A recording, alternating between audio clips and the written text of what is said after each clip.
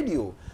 I mean, busa polling station for no say na Christmas na e say nka ye Christmas yi at least nka mo tete nsem e de kakra na nansen de no e say say what to the 8 years yeah MPP babedi and now ye polling station executive ye be Christmas bia niam ahodo a na wote nkomo na wote no MP nkomo na oni udi o party chairman nkomo na oni udi niam ahodo na ekoso within area sa Christmas we no hu ne sa na hu ne sa na se hu ne sa edien e na asesa of course ye be hwe edwom nso se de ho esitie omanfo guso omo eto niema no to no ko sei adwadifo afi bi ombe kan sei afi we na nye kura last year de na ye me hu adekro ntia na de ba ko a no pe na me ka ho asem ne se wo be hwe dollar cedi no a stabilize aban ba ye within a year no dollar no e wo between 10 plus and 12 e ho na enenam nanso niema bo kwa na e koso e aban no niema yo na e ma niema bo no koso na asa adwadifo no na womo koto niema no ba womo pemfa so abrusu nti niema no bo no e koso. These are the stories I be hwe no no pay kojo upon from Adentan constituency what join me minia akwaba minia boko de yankopon adaroma ne mu bible Adentan so ai nyame adom yankopon de ache boni bia ni Adenta o da so importer so importer o da so fa niema me fan 21st no yeah me gusu ye kakra na I think say since 2022 no eba no asikasem no ebe dollar be shi musika no affect me pa enya agrokra na only interestingly anope na on radio na me can say aban no aya dey because we stabilize the dollar no. Oh for that one day oni minu bi ni mi anya adwen okoba be 3 times ade na me bo ndc aban abaso challenge easy ade na wo mo tell ade na me bo ndc aban abaso na ndc for bibi papa bi no mo be ka na anti ade no kroye o me ye nyina he de o ga 19 na ye amanyo semi na minim say wo ye a businessman there so me bo aban abaso sabre ya na me be ya adwen. Oh, based on the dollar no. Based on the dollar, me no be adwumi. Dey kama me mfa akwenye so na me na me ntia etiefo a omuti yes abre any me constituency Adenta constituency any team Ken for me ka communication team ehun any baby a honorable so na bia no me chia one na pamfo a ono ebo apro minim say ne edwendwene hu ya yedie ene ne nkam krontina say adwumadie we say abre yedie. When it comes to dollar issue, no, for now, dear, make us say about why dear. Yes, because minia, ahumtisem na ya tete pa when it comes to business and dollar sem no. Say ishiki kakra the how be bree eneba. The how be bree eneba. So side no. Say umatimi sustain dollar no for a year. For a year. Yeah. Na hima we a businessman you can plan on what to do today and tomorrow. Sene be ya chine bibi na akofa o baby a enkofa asem foforo enfamre na how no enkoye kese. So for that side ne de me bo mabaso. For that side ne de e bo mabaso. Sabre 2022 bremu no a sheki kakra no sika be sesen na hie. Mean sure na me kuteska no less than $300,000 to $400,000. And in a space of best 6 months. There said net me a young man nipa be brave ojiji wo mu pa and me are very honest. Me are very honest when it comes to that side. So penny we na be humi a now bibi kakra o ma no person odi be share the business as na and I'll always be transparent to you when it comes to business. Nti ma nipa be brave be me on business. So that time yes e ba be shaking na me kuta be say $300,000. I may run my business. Kakra me quite be a 4 containers, 3 containers. Na my me bar me ton na me de anyway kakra on so di na me de diama. But with the space of best 2 me call Dubai ko fa nema. Na me corner the rate near 6.7. By the time my man be do na do 11. Na me be do ye no na e wo se me nya sika bi free nipa bi no na o matoto nema o me hono ma o munya mfa ma me. Tina me DBI me budget say me be clear enema no. Menua I can tell you say me buy no enema ankose de na mehwehwe no ena dollar no so egusu ekosoro ena me 3 containers ababe locky e habo each container every day could demoja you pay $100 per day. So 3 containers I'm paying $300 per day in the space of there's 1 month. Next kind rocket. That dollar no so as I shoot it. After me I say I'm losing. Yeah. Me losing. Yeah. The me also come to me kwa na dollar na sa page me to change kwa na mean say nya. Na no so as abeka ho. Na me try they are being free baby and they are many bam and also number 3 containers here na ban afa aka se wo munye nkola aka so me tu kwa me de Land Cruiser Prados na bia sa small cars are bit na me de bia fele container no Dubai no say inti bia me ba bia be 5 containers no bia Land Cruiser bia be 4 me will be a Prado me will be a way me will be a Lexus. I remember Lexus be a President Mahama team sometime ago me the two I didn't ka about 5 because dollar no within the space not dollar red to be 15 cities and they imagine obisika the rate of 6.7 no in the space of best 3 to 6 months now me am must have a control over my business I'm losing every time the media say let us assume say be MPP senya on say who expect say me so go on sa country ya ko say to about those days so enema course so ewo ya ben mu enema bebre no ye ya kase ka mo bitimi ya dem say na go Sanse me awokan ya na era Ken kan aweka ya because he's a businessman. Yes. Space na the cash okay almost was a party. Yes, over $40 million also na ni ba na ka 20 na me kojo ba me to no keto ya minister anwode omo kan almost was a party. Yes. And I can tell you say we want na for me ma be no minister so no tu kwan a true baby ko abiti no me before. Sa for ni na bebre Madam for me to kwan to Land Cruiser abrem. Ah, the Land Cruiser mato Lexus abrem. Ah, what Lexus 570. Ah, mato dollar abrem no frame me 75.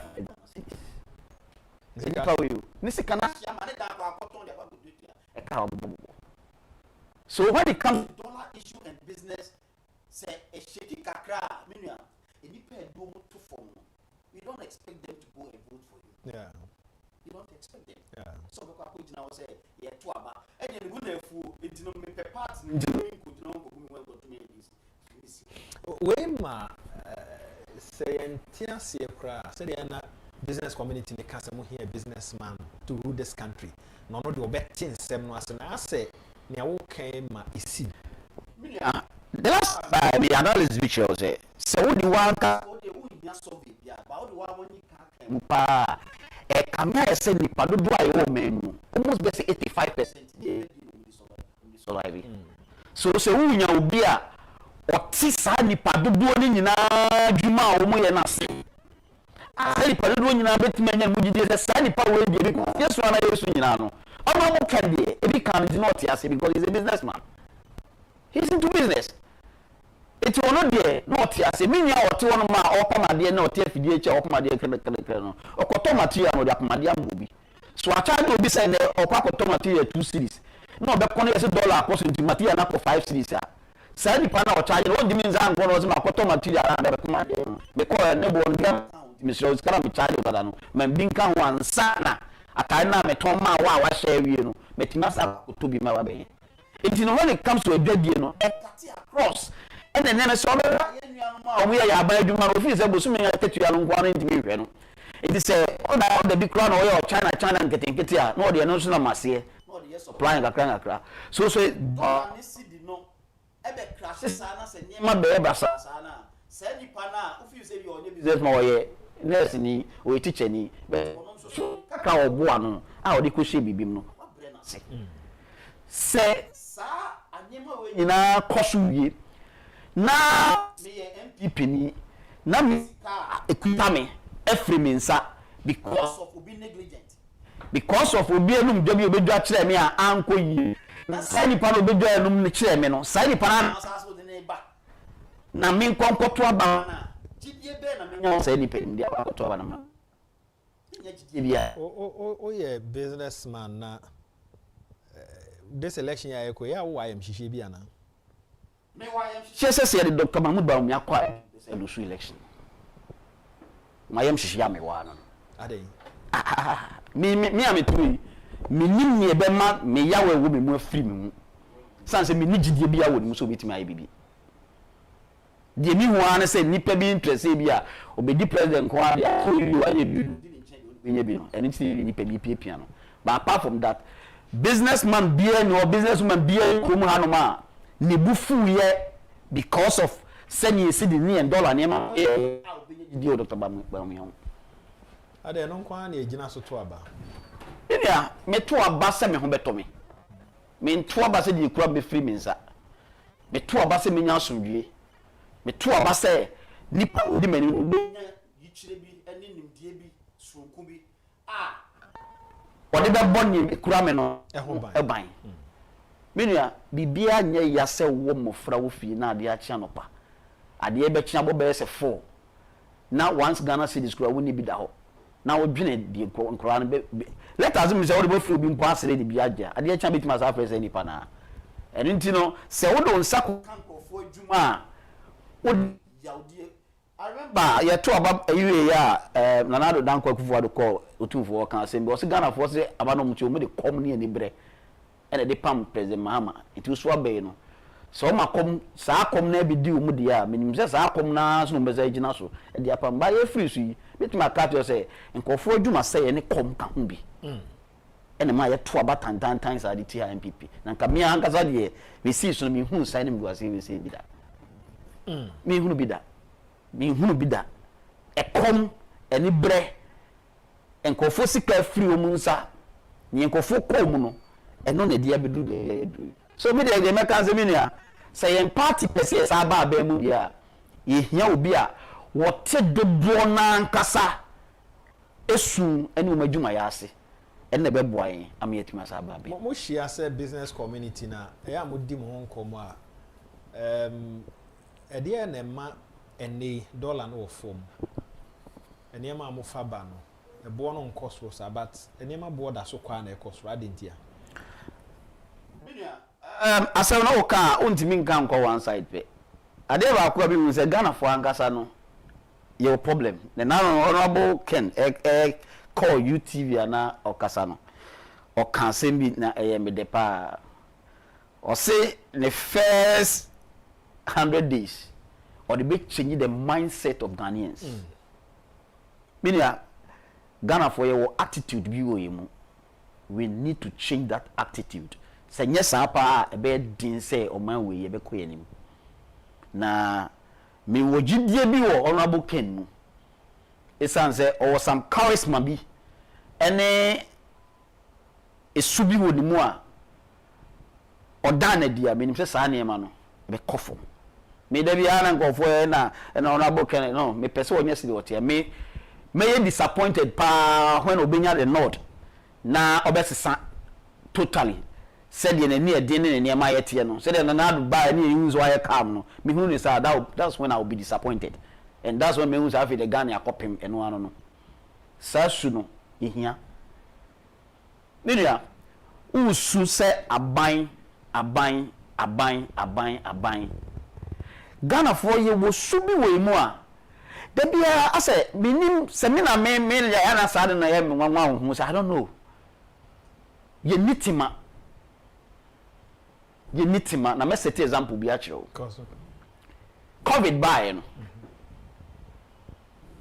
me tu ka ba Madina yes lockdown am so na me nko to me pesemon pa me to semon ni mre ni ade na me fa nko fini a me ja me yire ja aduane kakra mmedi menua could you believe say me ba be to sermon ba ko ha 80 Ghana cedis one sermon 80 Ghana cedis sermon na to 12 cedis no me to ba ko 80 Ghana cedis we no smart say they say we the fancy sermon kwa na menya sika na mbeze me die me di picture enti na ba be to ba no smart say issue no abo obi a ho ban it me no smart ba ko ma 10 Ghana cedis no smart ba ko come on you need to me 5 once 50 pesos back near ton ade na abre na aba na enkofo etu omusika gu abonten se enkofo ne sa o Italy no ne ade no na kromu anom de na obi anya ho akofa sa ne men bi eton ba ko de ama obi 10 cedi se be ya wontimi bonto na covid ne be kuno no no manya sika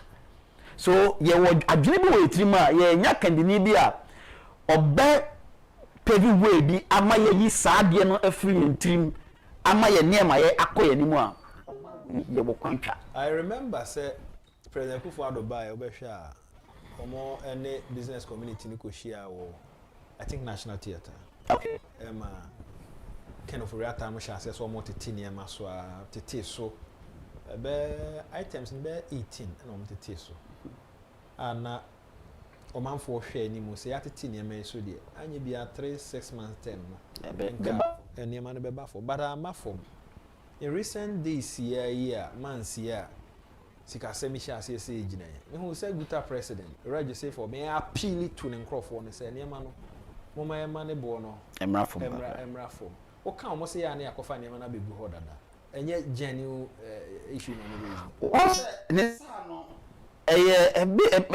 ne fa ba bi no meka say genuine na ne fa ba bi no so no meka say enye we de be ma ebe genuine concern ne say senior yen hye yen eti okroma no ne yen $70 no when you are a businessman you are not guarantee uni mo chena asem en fancy business matter ne man so ne dollar na aban de bono ho safo hene say de emire bi etwam yeso ye de bi bo ho safo hene say ya che dollar akwese please sales unlock the key akoma GP wi echi na yen dollar ya break deal no e break deal say ade na be wan hwe ya sabre say de make say ngo fusi kan kura won say ma dollar na wo tin man so aton wi no wi we na physical na bank to ni man fofo a meton wo be de na say bank na ko jis kan be de na wotu aka ntia na ehu anyway mu ba say de we a etimi agina be say 1 year yi say unim say be agina 1 year you can plan and then man be as low as go every say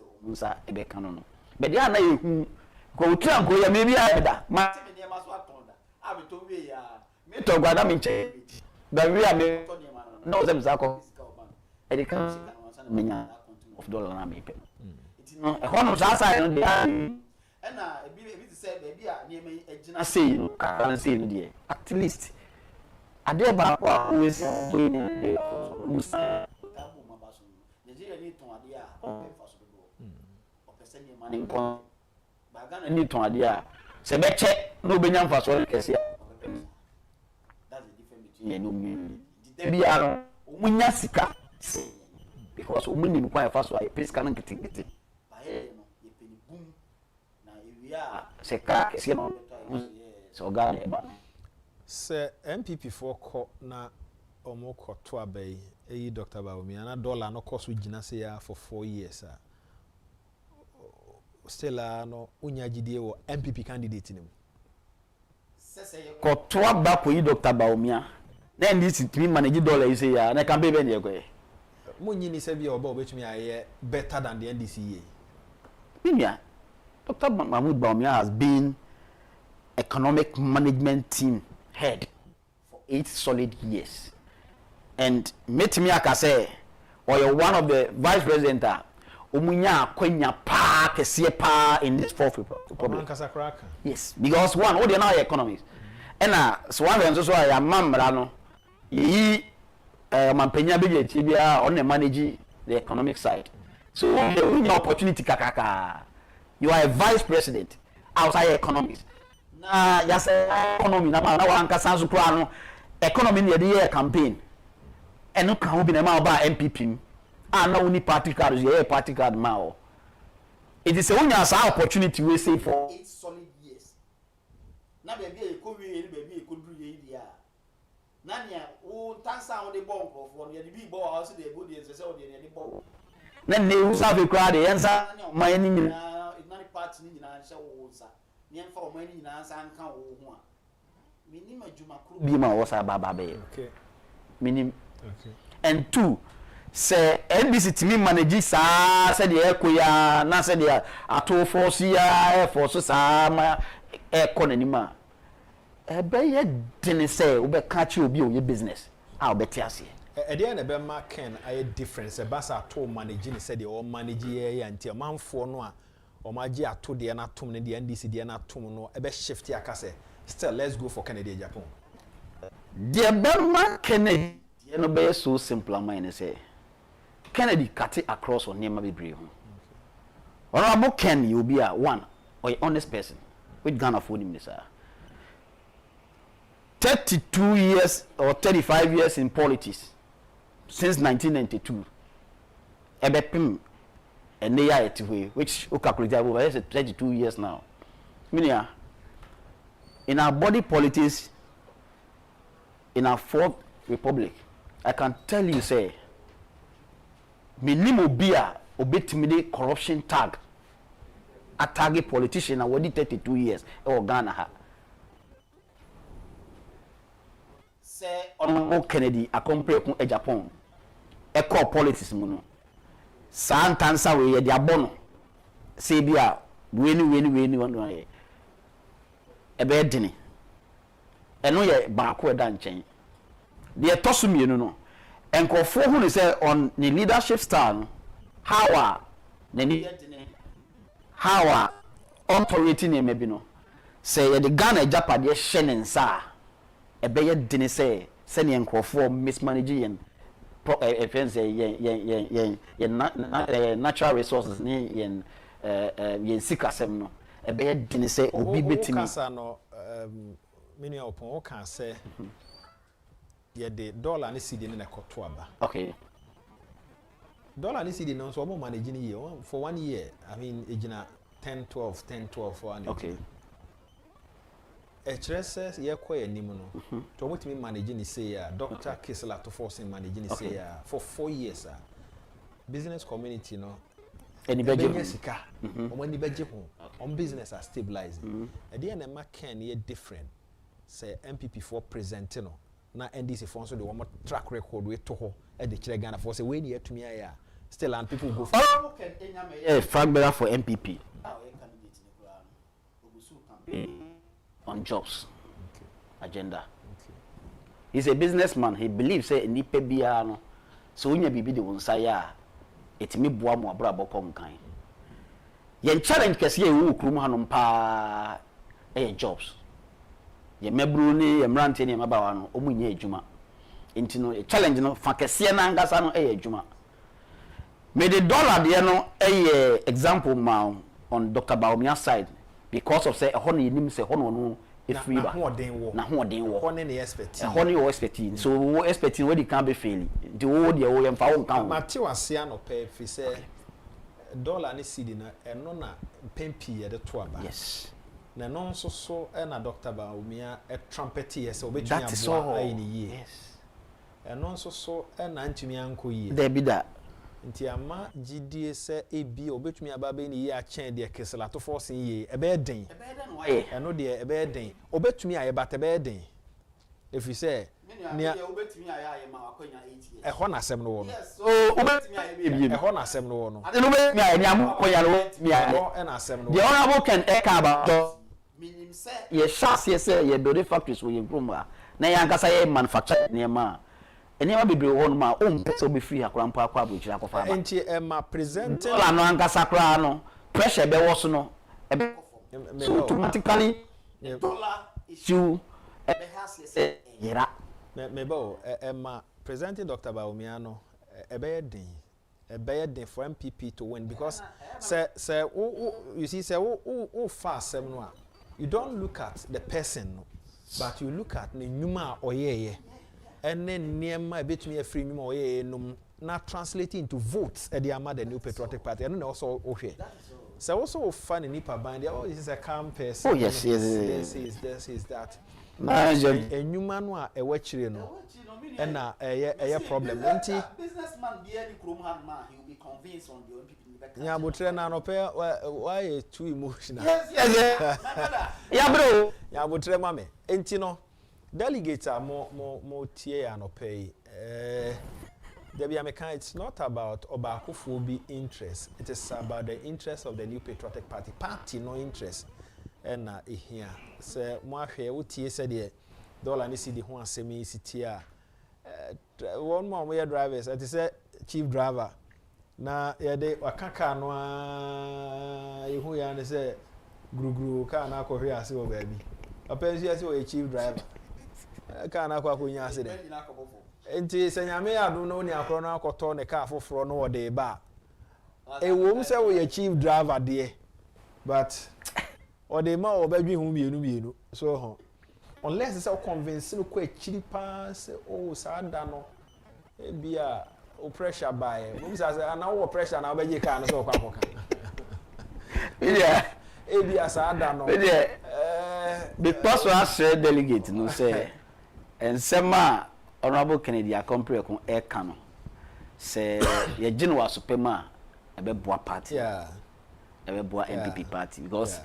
minim already onya mayor fagbera no kra mbura no wadi kan ama akire ni obeye in entire country waka kire and there be ameka me say ne woni pa komam ebusu no ene pie wano enya ne afi akwakotena ase yewia afi na akwakotena ase akwakodwene de obaye amagana fo de obaye amagana fo no ka kire ne ni ehu se ampa se MPP fo ji utum ne mo akonya ne de ukogina Ghana fo anima we na akoka tenga e de na obeka because minim campaigner say Dr. Omi how we need that election which nyame mpangu minim say nsi so da unim say coaches or coachy footballers tore bi ho no ma be he na ye de no fa ase bi aba ana say wa koji obi sika player bi sika so obe field no chale player no so nko ye te o mu ano de nam tenten no mo na be boss om 2 minutes 3 minutes bi se be ya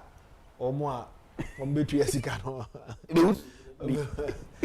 so ojire mu bi na edu time a ya bobo na wi na ya she wa wi na be so ko jisika bone pa o de fa ko jina mu e na be so ko jisika bone na minia opoku opo ma me na wase na busuafo ye di nkomo ahwe enema hodo a ekoso e wo the new patriotic party ye chance e di free dollar cedi no afi na me ba party ni mu ankasa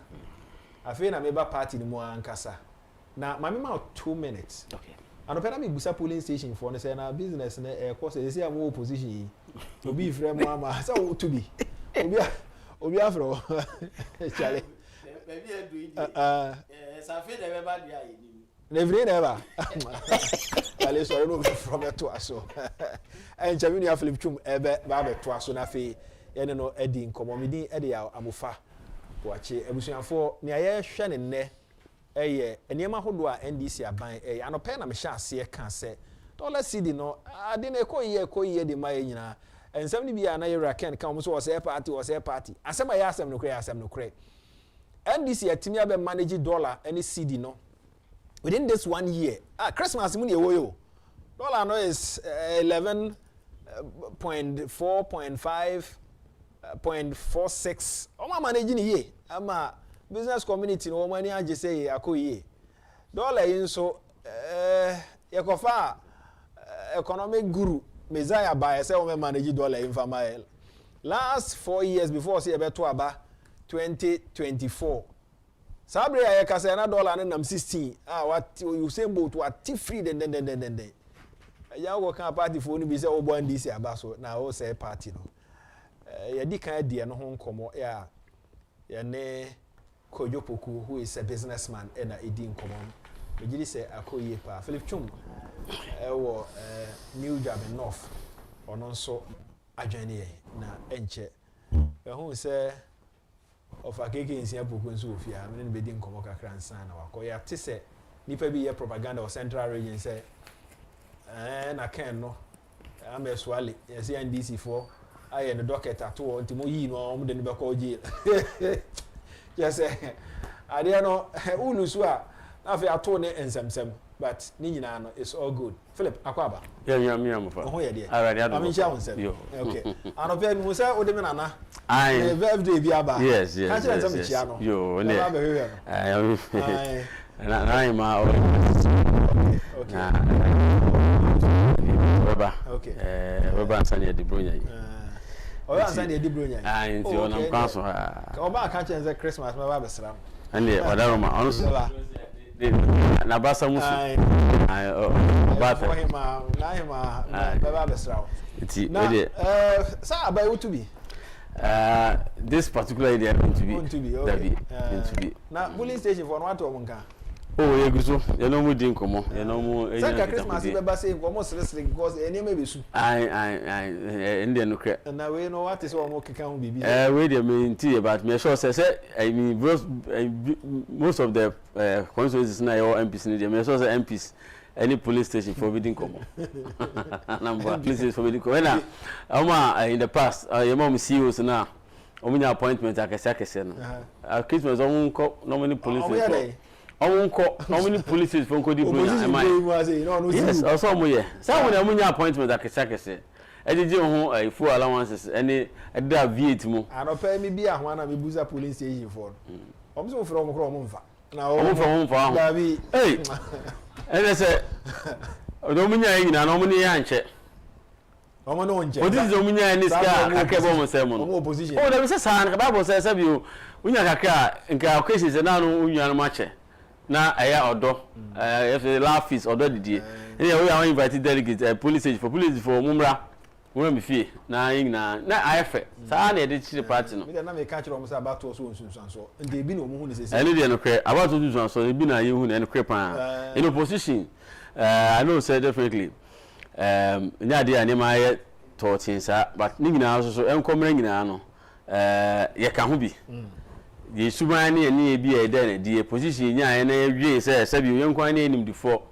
Young quine, Yankopon didn't him, dear man, Radiama and Yansan, and also a can home and an arm wine. Now, I'm sure, Senia, a queen number, opportunity number.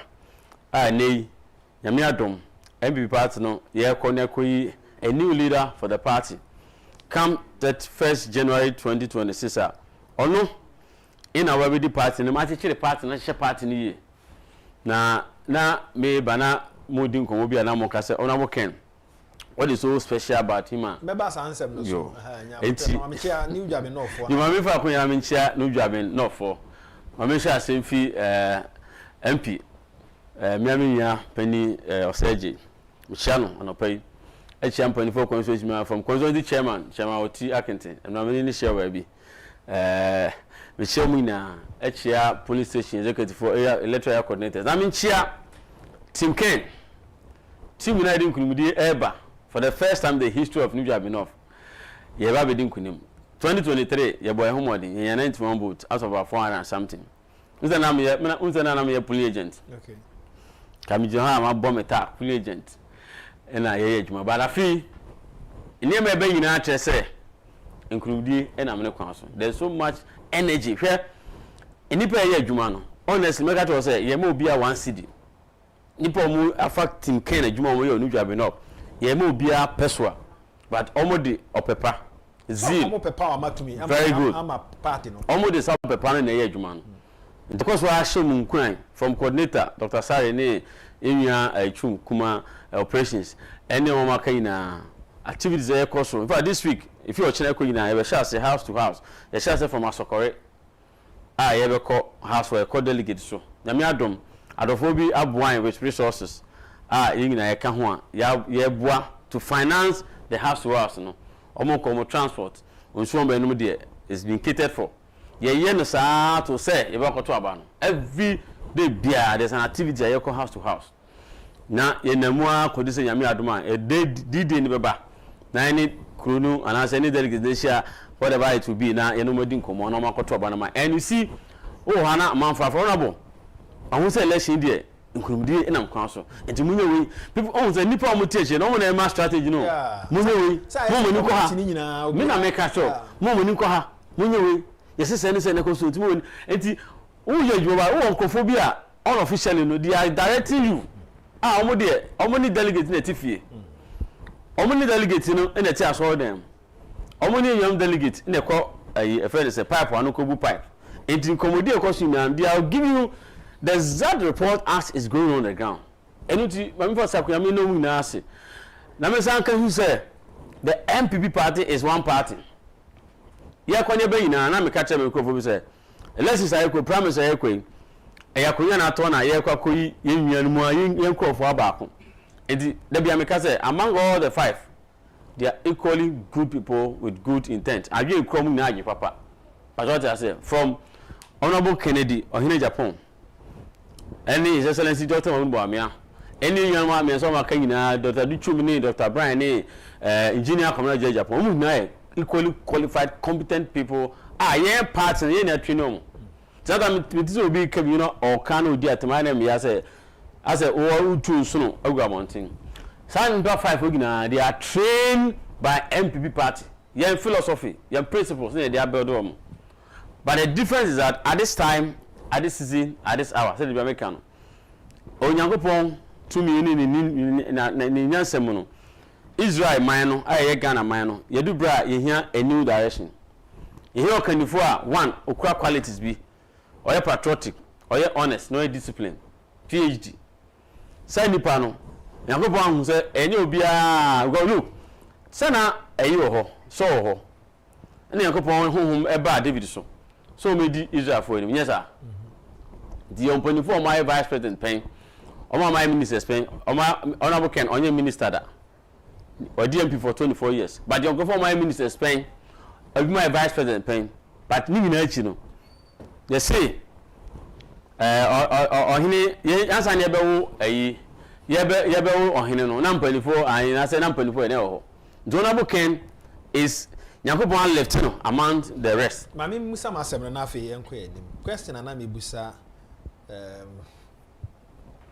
upon and say mo ahwe dollar ne cedi na. They say NDC for managing a year.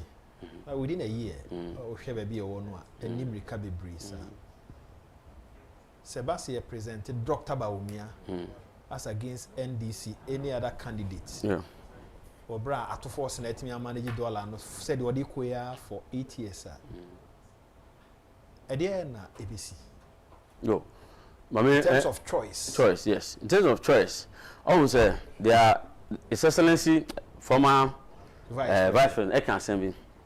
Or see the fundamentals what will expose you in economics. They are fundamentals. Right? Dollar now economy, they are doing well, but that is not the right. It is not the perfect thing that is going on. Dollar now, I'm promising you, if the fundamentals don't work well, you see January things will go back. And the reason is that look, the NDC has not done anything special. We shouldn't give them so much credit. Me, maybe a agent say no. Maybe we see massive. No, maybe on the foundation. 1 year until omo credit. 1 year no, it started from somewhere. Yeah, name be in 2024. They build some foundation be, but yeah, I'm fine with and no some foundation homogeneous. If you want to do a proper analysis of the economy in terms of the dollar and oil issue or these issues, wait for 2025 and the year 2025 then you can do a proper analysis. Before Sabra near year candidate, you say candidate. No, may come say something. No, may come say something. Now the whole issue is that the solution to dollar exchange rate disparity across our dollar no any cedi no you know it's so basic. Yeah. The foundation is the issue of productivity. Okay. Productivity. Look, if you are doing so much production, and that's what Agyapong is talking about, the idea production, and the production is local content production. And then they fight against dollar. Forget about whatever it is. These are candidates for the election. Dr. Mahmoud Bawu, who is an economist, a businessman, a politician, Yura Kennedy or Agyapong, any others, for election. Yeah. And this is track record. Omujina say so after Nipa can this assem for now about from because of dollar and because business community no one does. And because of dollar and stabilizing and because of muye bibia ma. And I'm telling you say ebedru ho no so omo timi managing say ya omo e de no ebe omo trump card for the election. Yeah. And it is our present any of our candidate. Why not stand it tall when it comes to dollar? And then young fan say for all things being equal, my managing is here for 4 years. Now say present a candidate ni be delegate for nko you be my oh bro ma managing for 4 years na why any policies any the odeba and the betimi am omo de na omo kan Ghana for the beto nche no ma fa nipa. That's my question. Yes, I was building a point in Babu so 4 years in Ukraine you know. I'm telling you among all these 5 candidates omo kwakotro yekotom so ban nia okra messenger a $1 issue no solution beba no honorable Kennedy Agyapong solution papa beba. Yes, papa beba now man a develop. We are talking about Ghana. We are talking about how Ghana would develop. I mean, I can't say resources that develop man. God has given it to us. We don't need any resource from anybody. You hear resource be what we lack is a leader, and that leader is honorable Agyapong. Share policies are all kind of awesome. And I said the Asian economic policy is about public policy, economic policy, edit transformation, and that policy is what honorable Agyapong is talking about. There's no magical. The magic is that productivity. And now, we are talking about said within the local context of local economy in America, your branch. If you have a leader or you're so committed, not all focus on Sanya man. Now, ultimately, cutting importation, that's the challenge, and that is what I'm coming to. When you leader Biano Nyakukudro and to me and stop importation of some basic commodities I bet my organa, say sugar, say a more I bet me your assassin enough to do it my tons, millions of tons of rice. I bet the Benya Banchini body I do when your leader committed to stop importation. Now leader no or no all Baba president no Ukofobi na man isika tenio Ukofobi na resource no importers omo no mudi sugar eba omo no mudi rice eba no one is carry real lesson Sally than own the capacity and the willpower to say no. Another book Agyapong from his track record any name no he's the person that can stand with his crabs on fire the campaign now actually bagas okay near importation my financial cost one import to nema against one policy say you are going to look within you near a bro then find starch then you are brewing find oil now oh my a businessman could import oil about that which you forget it will never develop as a country. I've been saying this thing never my idea leader or the willpower so honorable Agyapong because business many politicians don't do policies they are there for their interest and that one we should be honest to ourselves. Akufo-addo the challenges the bring it's not that because on up to the task but he was being influenced by some people. Yeka one this is one factory now IMP policy abema development abana look within. He was talking about Ghana beyond 8. What is also the meaning? And now honorable Agyapong come was that is Ghana beyond 8. Local content, you see your banking, you see your brew. That is what will develop this country. And nobody can change it. See, I'm fast up on there. We should forget about everything. Don't allow me to my baba. It will come back again. But look, honorable policy or it is in consonant with the national development agenda of this country. MPP part so your philosophy in we are people who believe in entrepreneurship. Not just a business person. Entrepreneurship. Or added value, existing value. You go to the send will be able to me. But what I say, turn out will be able to me. But they added to the value of this raw material. Now, then you the chain of distribution of the raw material. You be abronu. Then what is the chain of distribution of abronu to the last finished product? In each of these stages, create jobs. You be abronu for a form of banner. Yeah, processing now obi in charge of storage house warehousing. One block of warehousing of the brew. Now there's also a machine or processing or DBA oil. Or DBA way that also creates another job.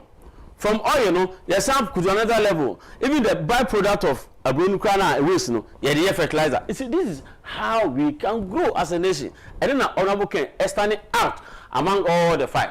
Dr. Mobi are very fine economist, very experienced person. But at this time and at this city, so my person 2 point there, we don't need any other person than honorable Agyapong. We need the next election over there now. The okay can to me happen. That is the whole issue. In Tina, primary now, Tina share delegates. The delegates, they be a complaining and a party being but party no be munyahi because niema ebema mo nya hwe no mo mama adwen ko so mo nyi leader bo mo nya bibi mo ye leader obenya bibi na mu na mo tomo a ofu a wo ye o guardian wo ye no eno a oba ne atimi add value say mo scan no expand your farm say mo bi ye vegetables na yi ona boba and I say my say me greenhouse farming ka ona boba na me nya sika ka me greenhouse farm me expand na local you know man for lipa kra bi about 10 me avigold amedia no and in production kra no mitimi miti the man is for me ton mo kra so mitimi miti but say mitimi bi me greenhouse farm na mitimi ya bi about 4 or 5 ka ho a mitimi export avigold and so to mitimi export a ma me sika ma na bro me process we dey roll keke kra no ama mitimi improve youth me bri manya adwuma ni bia it that is the difference ye catch them ye semo ye se bia honorable ken no na efe ye se bia honorable ken e tintin oye anaska won aso businessman ye ho asem na e kan nia elaboa na etimi akati jobs na wo des a wo ye o so oba obenya adwuma ni bia ye na e kwere se age se police nkwa de bia meka fire service nkwa eno de emboa wo emfa nko ba bia nipa obekete adwuma eye sustainable job no nya bia na o mama benya bia na police o ye ba na ma police work ba ko pa o police work no e be di ma hwe obusun afọ nyina e di me hwe bia na mo adwuma e ba o benya bia ye na waka san we involve as a partner corona bo kan nyina no in terms of foreign direct investment e ba no it's not just about foreigners eye public private partnership foreigners and the indigenous Ghanaians in e be kan bom obiri no ana say investor no ni sika e ba me so e ti a say ye wa asase ne wo Japan ye no be partner enti ye na ye profit sharing so nya 60% in the day kwa of $1 million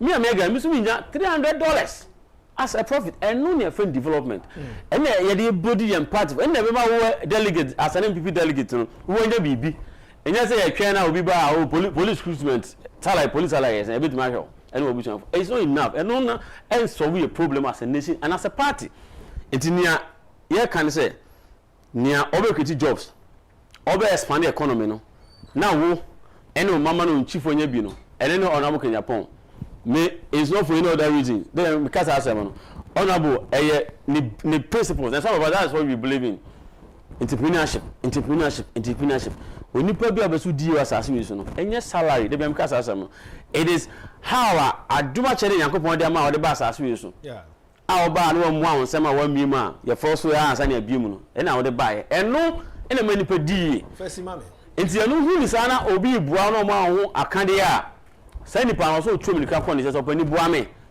na me nim di a wo mi mu no enti mi na di bua me na me skills a ekura me enti mi na di say ye whatever ni natural gift and as di a wo sua no obenya ho ahokade in terms of ene mo de be adwuma ye nya sa de no a ene mo na di enti sa nyema ni na ka nyina no the only option any nipa woni mu obetuma boae honorable Ohene Agyapong ye gini sin change this election me say you me see ye honorable Ken Agyapong sin change this election ni anto abana na me wini a 2020 election one we should forget it two say the hwe so money two mpon no ye nu ho because NDC is not an alternative ni hwe boa mare NDC constituency executive say ko say Kono executive. Obi wo afa.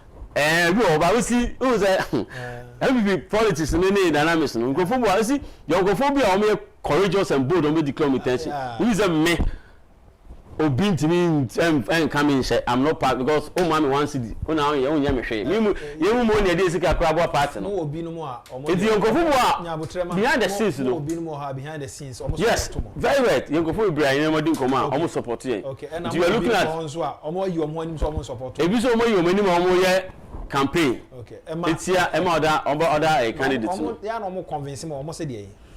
Me dey say na me kan me na me committee. Conviction o mo kan. Obi timi kan to say Dr. Maomia, but I make Dr. Maomia there. Because election ekwe doctor ni honorable Ken. O ma kan dey obi so be jai and there we should be honest with ourselves. Ye bra penny Brian. Ono ni time ba. Yeah, you never go support no time. The time do work for support no. Engineer so there is a technocrat. He do Ken will use him. O dey kan asem na. Obi timi kan say previous election ekwe 2024 MPP printed so much t-shirt. They say Vanco House was. Now, send your name a no delegate ni party for me binano. T-shirt and come on Vanco. ankoche enu kra ma timamfo kra bi fu ko timamni bo ha odo MPP ase opa MPP atade ahye e de akọ we ni ase e de akọ eyi ase wanya bi na enu kra ma abufo ba nipa ni bi ankoto aba na sa teacher dodo na da so wo party for ni chen eni se ye printi ta ebiti 100,000 t-shirt de akọ abonti just about 60,000 emu 40,000 eda e wo dem enu tie collection Dr. Baumia ni sa ni t-shirt no ebi wo ha e wo dem di down about almost about 40,000 wo dem ampie it is the next selection you say here the same 100,000 akocha already near 40,000 e wo dem nti ahin na bi nya aka ho simple arithmetic ebi nya 60,000 enti ebema ye more car with operations ni sa ne manema enu mia ne wo say the honorable Agyapong ba afi ni copy new t-shirt e be san ko boka ni we ni chrono betra wo anim no ka sa asem when you can why you are rising to part national executive and then me a member of parliament ojina wo anim no ka sa asem ojina nya me ni ojina delegates say me ka me dem to aba ojina delegates about 500 dem no ka sa asem to say analysis or do you convince delegates on to aba ma is excellency ba kono no what I say ebi su say omuka semu no omuya you are presenting no so many occasions I mean twice why you vice president for 8 years why you running mate for 8 years ba miya kana ha eni wo de honorable Kencity Japan gina ha me be call for commercial break na de Dr. Mahmood wa me gina ha in terms of popularity honorable Kencity is way higher than honestly no where is that gentleman now the can popularity honorable is ahead in terms of delegate okay say going forward yes remo enye se bia obi ni nyansan se obi ana obi but ni abetima boa yen asoman na yen nyina etimi aka se MPP ba power no yenya bibi no yes remo adisre media makam yen nyan mo that side na yen nyanfo yabusuanfo yetifi ba yakwa yi ayi na cheche ho ye party ba ho but media no kra na America say person ye win 2028 election na MPP party no ye first time in this season this season honorable Kennedy Agyapong ene metima boa na nikunubidi no abakam 7 January 7 December 2028 no ye pesa bit ni dia honorable Kennedy Agyapong na mi shamo na muti asopom na momwae na nikunubidi ni mra okay ma me so me na wase for passing through abusuafo ye be dan ho for a commercial break but asem no ye tietia ba bia ene nam sese candidate MPP ekwakoyi no says or candidate or appeal to the entire country when it comes to the 2028 general elections. Now, NDC so the candidates beba. Oh, shall no actually me if you say, want to mean cancel the next generation, I won't win the next election. So want to me and your candidate paper. And Yama who do a war, you are Ken so person obeying and own to me yet. Polling station for. And I mean, Busam no more by any way. They say more than day. If you are not good, oh, try to go from one say, oh, a movie near and I say, a beer by 200 Ghana be na fire, meaning I call because only power. And tea. You be the mouse is say no. Self jet na fire lord fair to Abamameno. Within 2 weeks, no few wins. But say, what to me ye a candidate or by one power de Amawa. It takes a longer period. 4 years, 8 years. Ten bia no ofa phone now fro bia nipa no etumi eso wasene power ni ho a sikasem ekofom ye dan ye ho for a short commercial break. Commercial break na ye documentary era Ken nyuma hodo a waye na ye call for a break na fe ya hwe kakra ye ba ofa insia keke insia poku enso ebadwan ye sese ni aye tete ni se anope from central region report omo de bre ni se ono mo e campaign or central region na no o ma se me tietia o ma se ma ni se oh kan no mo ko to about the manual NDC for I docket ready say ameswale won de kun no nti no mo to about the manual o mo de be ko court ama wonya kwan nya campaign a proper edi kan but obey ne den politics no san sem ni nyina na ya na e wase ye ni ofa be di ho komo ne ahwe ne e course central region medin e de amofa wa che na e ho Kennedy leads us forward with love as our guide. Kennedy Agyapong, you're number one. The people's choice in Ghana, let's get it done. and future built with Ghanaian hands. Along the Accra-Tema motorway, an industrial giant stands tall, the Ashanti Steel Factory. Owned by Honorable Ken Agyapong, still awaiting its grand opening, the factory already looms as a promise of strength and skill. When completed, it will employ thousands of Ghanaians, creating livelihoods for families and fueling entire communities. The benefit stretches far and beyond.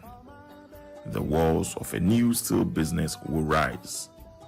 Skills will be sharpened, and hope will take root. This is more than a factory in waiting.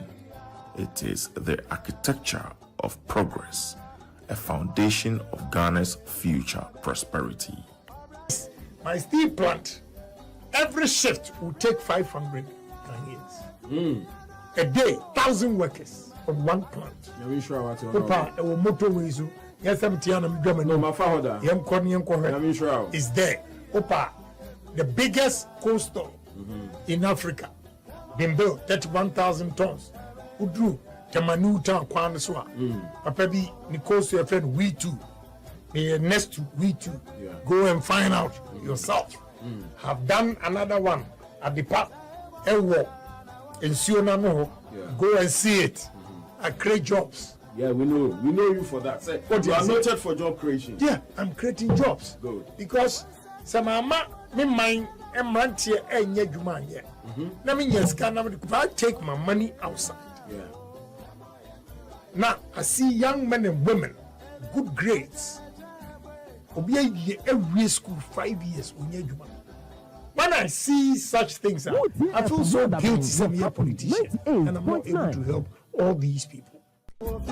Fruitiland is another manufacturing company established by Honorable Ken in his constituency at Asin Yankumasi of Asin Central in the central region of Ghana.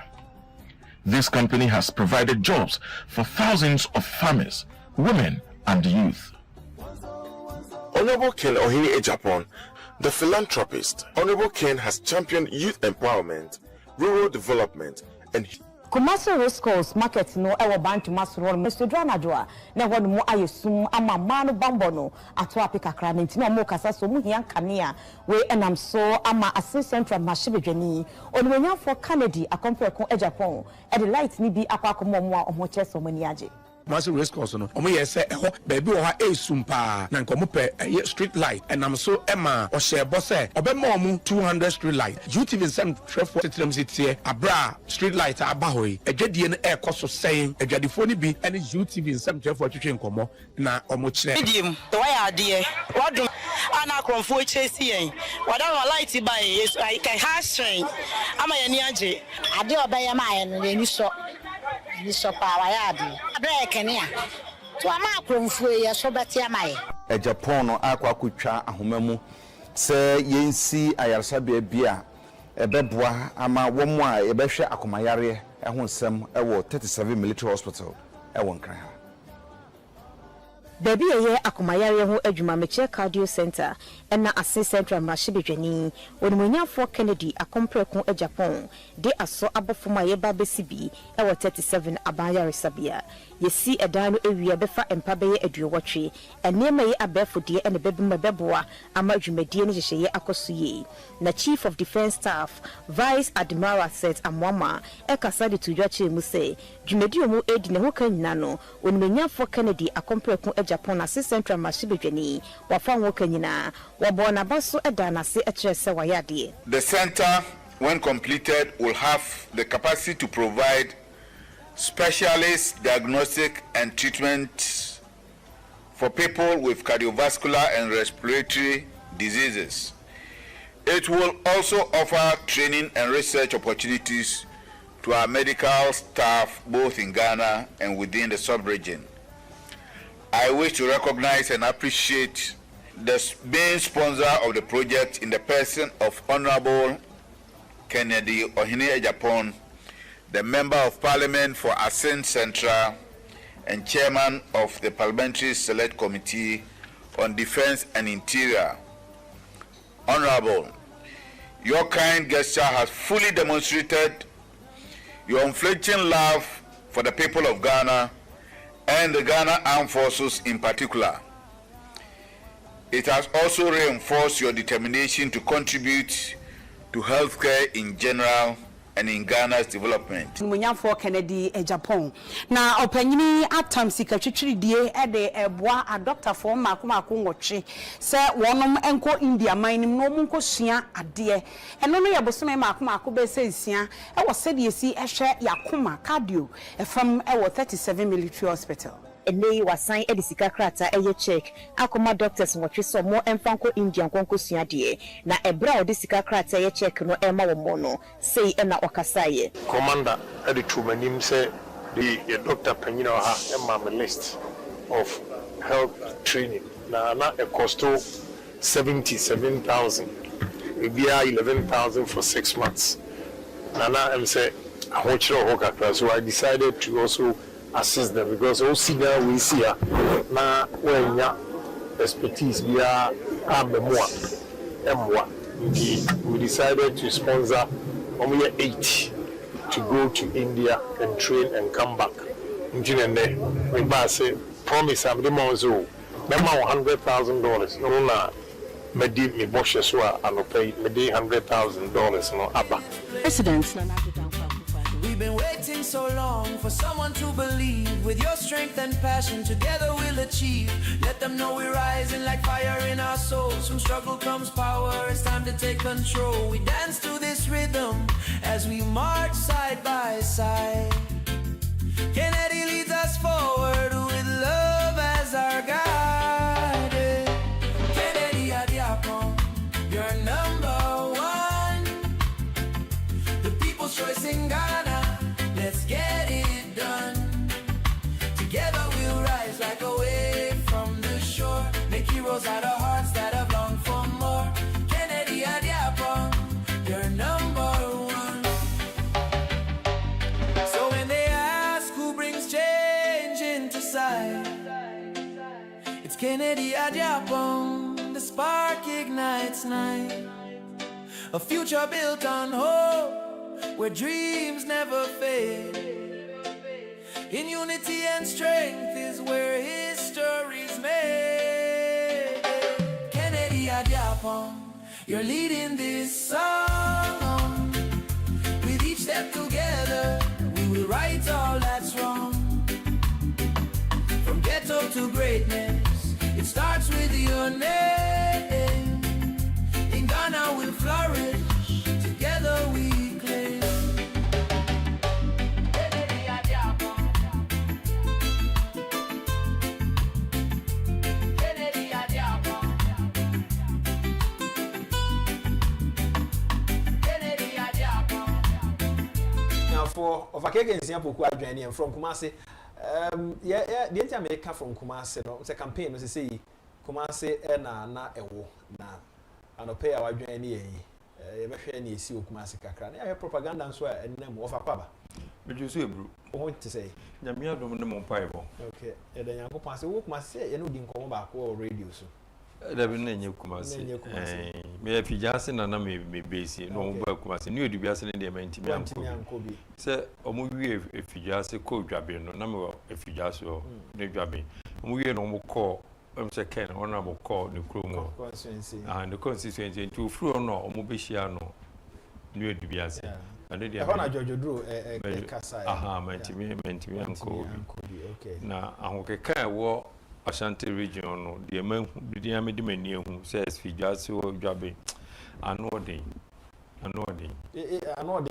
anode chese ahokeka na ewo ekoma ken no anode e o manfo na delegates no they say amanfo delegates no say no omunti ni amanfo ka wona mechiro ni buza say amanfo na delegates asem na mega delegates asem amokekano na me safa taxi near you na taxi driver no me sheda ba fi me sheda fa taxi no ka che me sheda no kan ne ye ona boy bomu ya di ya kwesi say was it but we had almost the buy a bed you can them fan papa no can be a or discipline almost you be a way discipline by imperial Japan but will beat his second well it's like a soldier man into a dinner bar also in the background me at Chinatum or send a year Jimmy obey you we are minister we are obey you into Nippon summer walk and I delegates no cover be a delegates Muntinian Crofocano. Na mo me trauma mfofo me dan ye kwaye na 31st January 2020 mo be ka se send na nsapa bi ho ne akono mo dan mo nkono mo dan hye o mavu nsapa pa no o mtomaken utomaken na amanfo obi e ka se ya motomaken dia floating voters ye beto motomaken NDC fu bi kura so beto madam fu bi e friend we refinity or Malam Johnson was so NDC in here to see the Kemba or better. So that one man to about over 2 million voters no man to about didn't no man to. One you see the Kemba de on better, yet the Kemba de on better. But the air neighbor no can no vote and I'm saying they are no more brain as a cacra. Go in a pacro, Nipa bag from Bakuma, Kokoma, the day moment in our crop of former. At the end of the day, in a bay Nipa Bako. Now I Nipa home a Jumay dear. Amofa where there will be no be from will be no be unamja and no be for another but enough my bro na ye kasa be beba no ye nya ni sa ponchen toka no di nkukuru nkosoro di nya mu bro kra but asema me muso asemi e sha ase foforo ya era Ken from 2023 ba o yes obegina no o hwa asabre no na nkomodie no ano anhye da anye hyi bebre sa ko wa memuntem. But they do 2024 year or declare so be kono. Almost shall say so on your presidential material. Oman for na nyantum say a presidential material. Or ye hwan oman nyantum. Omo to aso be kan say okasa dodo. And also police station for no anyantum. Omo say was a party no. And also oman nyantum. Say wonim dia aba. Omo say ah ene yes omo de nam central region. In fact police station for na free or radio so. Our central region, kind of pay say, Omoba on the Binum de Namasi, say, Penino dear anyone, no Megina Sronka, and Obiaco Castle on Aka. But on my Namasi and they didn't say, can no, you say I met Swally, and Tino and this if I a docket. We know I bet you not to say, baby, a propaganda, no, I could do no. Mammy Tio. Media near Yankopon say why no. Yankopon share Sidney Panaban, Unipadas and Untiminian Hoshi. Ye Franco Bible Moses. Baby, ye won't know 2 years. A gig soon ye can consume in the Nukoy, and so you're not a Yankopon, a small soon Kui Israel for Missouri, Egypt, Timra, or Cassia Yankopos, a rather meet or Sunia Aaron, Becca Unia Aaron, Becca Samo. Yankee Joseph. Dial Cosuya need Jacob Pearl Penna 17, Union Cotono. I didn't highway for. You do come Potiphar, you said you know, you got to run shed to a couple on a child, you don't go to prison, or Unamaja. Ni Yankopon Cano, won't me emperor, won't mean your home. David. David Crown Crow. Sa Israel for the cast for Mope, we mope you saw. Yankopos in Nipana Medina Ban, Mopen or yet. Into Mumon Chain almost see a pen or they saw Maum, he did see. Tama, ye Costa.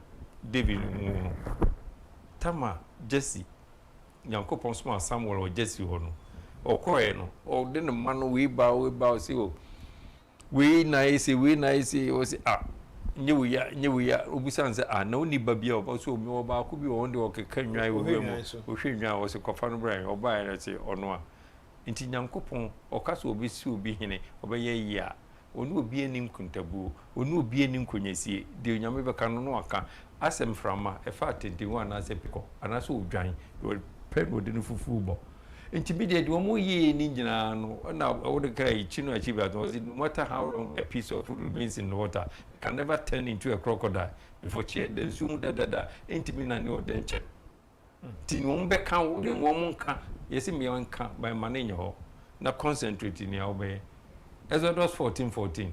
Israel for okay, say mo de mo mamu nya hwe Nyankopon be ko akoma na hu kun so a nyame nko bi ma nti no mo keka de mo nkeka no mo nunu mo nsere na propaganda fa propaganda ye aduane anke bi no ma men propaganda aduane nke bidum didi ame nye se nke kom di na me de nyankopon wo kwan kra tam bia wo yi nipa se wo me di nipa so ken honorable ken ti se me nua tobi nko sei ni one ne yire ne ma ne busuafo ne na kom bedi no mo wo but tobi nko so take delight se obi adwuma na nkrofo nya bia ye ken obi adwuma na nkrofo nya bia ye una me na o kan bibi so se import na export ye be stop se mo importation untimi nkase aprekope o stop mo importation but for so 50 prekope o se amoja na ede na eba e bia demand no e bia 30,000 tons demand in Ghana una ye 30,000 tons in Ghana how they produce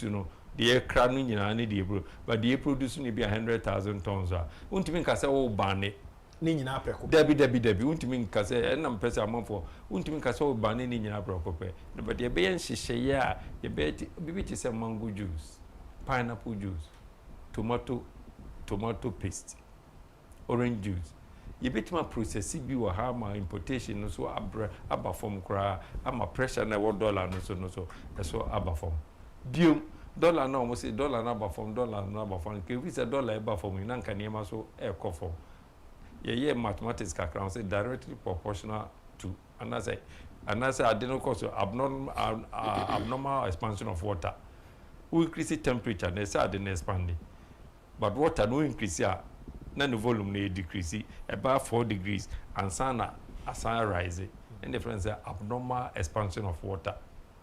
And he says dollar no call from one corresponding prices ni nya no so ba from by hu is a said dollar no aba from can in 16 17 what have you but he said dollar no aba from is it directly proportional to the prices of enye ni sa enye ni pe o man no na e create a problem there be already at the end of the day na say dollar no aba from kimi ko so dey say menya ni say menya ni sa timi dey nipa no say enye nipa no if the whether the whale swallow Jonah or Jonah so there was a swallow nanso so say antua hofo a can be ma dollar na sa akofom bio but prices be also because that is the nature of the Ghanaian until o can say oba obema ya hwe na your mindset ya change no your mindset na enye your mindset ne de nyina no Ghana ya si nyina no yesesa no da na me kotofu filling station Arabia ho ho a o ye adwuma but the wapage akonya bi no wapage the neighbor akwato to she tries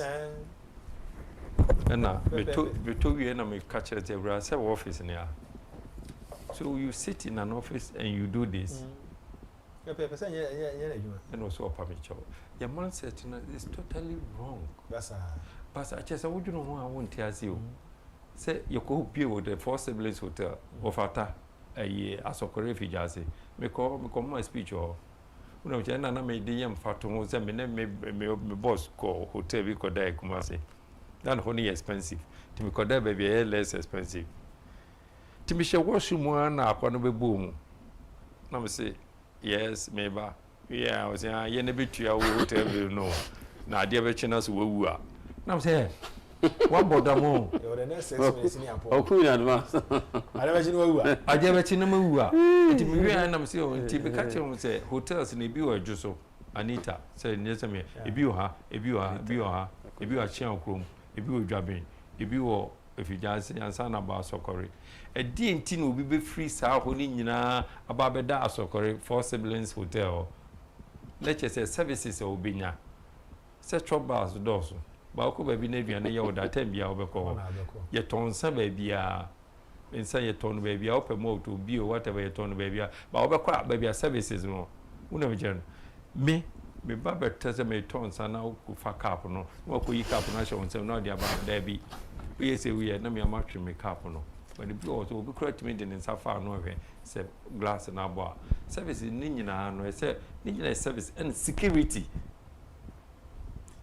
e work hotel ro ne yi na be ma nipa aba be da o ne yi enti nipa e mindset na wo kro wane de minua e dika e se nyina yesesa na ye hwe because nipa bebrew ska se on person mo di bie adwuma because so pass wa hwa ya na ye ka se dollar no aba from enye se nya no kreo dollar no wo from in fact the business for no kra ka se kan no nanka ye se aba from no pe bia na wonya but ene no ache kra no 1 week banks no obenya 1 week. Yes, banks no obenya. Na I know me did many business for be didi nkomo. Obi crack at 3 days or on a bank. Obenya. Enti enkampa ni say no. Aden na enema na makofa de aba because I stabilized it for a year. So enema na obaka say enema okoto e no. No na e mindset. Enema okoto e lifo fifo. Yeah, the Subaya did wo kroma enye o. Madam Fugia could be Even Guta president sometime ago about appeal to the crop for say because I didn't stabilize it for a year. E was so na mutiam e ba fom so a chese nima no kofa ba yen ensanda sa na obeka ensanda na me say na lifo fifo madam fu bi obi a barbering shop Ghana o say Ghana ye mindset no obi a person obi a o na mindset ayi no obekọ na enwi gugu fom ho ibusi so obi amai say enwi to go enwi ye nipa gu fom o nipa ti enwi gu fom me ka experience dey na o dey kebe fom we will CCTV camera omutimi ko shop so still you go there e kana nsem kiro best sheet omu use hotels kura madam fu bi say wa shed that level or level best sheet no to we obi beda so a omo nsesa no no anti wa shed that level nto because we there CCTV camera kura ho no na ewi na say me shop bi o but still ni pano your mindset ni there I say yes no because Eden pap you be up a year bakro we a year ba mo ye no obi pa ko ifunu na free much no nipa o ye aduane no e ma no ice pa no ma sesa so mo ice daily omo chensa no o mu wi ansa no mo onu wi ase be hu so anu nti no aboto ano there was this obi a ojeje nsa no kane anye gban aboto ane a obi ntuma kuntan no this kane shishem omo kan ska no na yeah, oh, just say over me papa ye me catch am say park take away park near park me nye bi da are they because nipa no mo che parks no oya na also o achiche you no obi asamba na me nya bi o nipa no wutimi kan anim wunni sa recognitive bit ma kan no asan de ama no obesa akwa ba wutie ya sa wo ye no obi ba oh asumasi me nko for mo ni di yo no some kofa aduane na mo be che me get some asa me ye no save yourself udidi ye when idi indi se ko salai ti ope no kone kudi wanya buffet na buffet no kura so mo obi gina table na chi enye sa obi be hip na omu ko festival condemn the la festival yes elementary school literature it's one set ni there condemn the la festival akoni hip ne mu na ma obi oti na mu no so one obeji fish obeji we buffet is not there say fabibi you are vegetable keke na obi office obedi o sin vegetable akọ so betumi ababe wo de wani person of bibia black men no your problem yoko ibi Malaysia na China yoko China na Zambia na Zimbabwe nkrofobia yoko dan say no buffet but me lodu aduane na na mkotra ni China say master you are disgrace why are you disgracing us like that they say what do we are we take some with me hipu na fe omo no mo yesi no mo you know hey master black my set on of can say chale conclude my change your Ghanaian you know me I believe me dio kan me jitum ba kwa bi so me ne nya adwen me no bo Kenya adwen dey tell me ka san say or no intimi change obi mind respectively he must change us by his own activity, by his own lifestyle. As a leader. Yes. Yes. So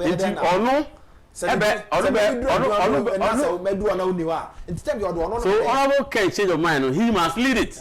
And that's all I believe he's yes. Happy because Ghanaians no omo nana akuma sewabo so eh oyikohima I was saying new jobbing I don't hima me chano and ano prayer and I wouldn't go be nyame sia no na edi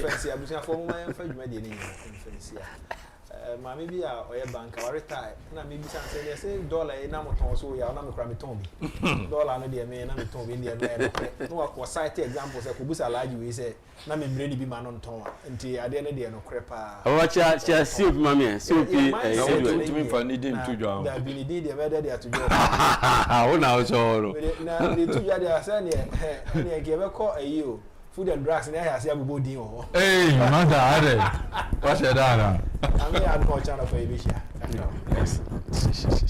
no problem.